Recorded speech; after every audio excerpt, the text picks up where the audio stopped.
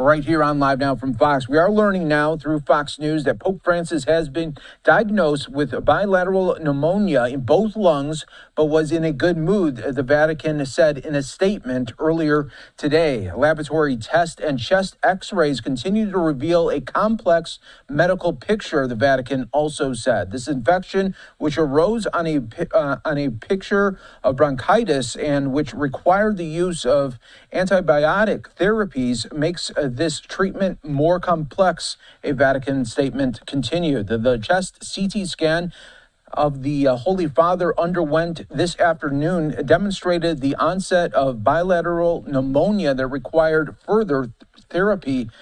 The statement continued. The statement said that the 88-year-old Pope was in a good mood and received the Eucharist early this morning.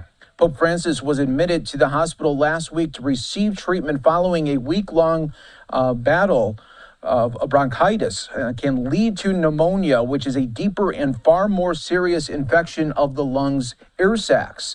Just yesterday, medical personnel determined that he was suffering from respiratory tract infection, meaning a mix of viruses, bacteria, and possibly other organisms had been in his respiratory tract. The Pope is no stranger to health struggles. At the age of 21, he had his part of a lung removed after developing issues with inflammation of the membranes that cushion the lungs. Pope Francis has struggled with multiple health battles over the last years, including surgeries back in 2021 and 2023, as well as long-standing knee issues, which have resulted in his use of a wheelchair. The Vatican News, the news arm of the Holy See, said Pope Francis slept well yesterday evening. Today, the Holy See press office announced that the Pope would not preside at Mass for the Jubilee of Deacons, which is scheduled for this Sunday.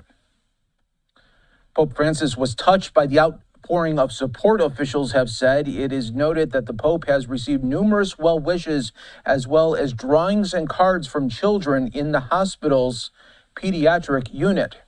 The Vatican hasn't indicated just how long Pope Francis will be in the hospital. Despite being sick, Pope Francis refused to let up on his busy schedule and ignored medical advice to stay indoors during Rome's chilly winter, insisting on sitting through an outdoor Jubilee Mass for the armed forces back on February 9th, even though he was having trouble breathing. So again, we will continue to follow Pope Francis's medical condition.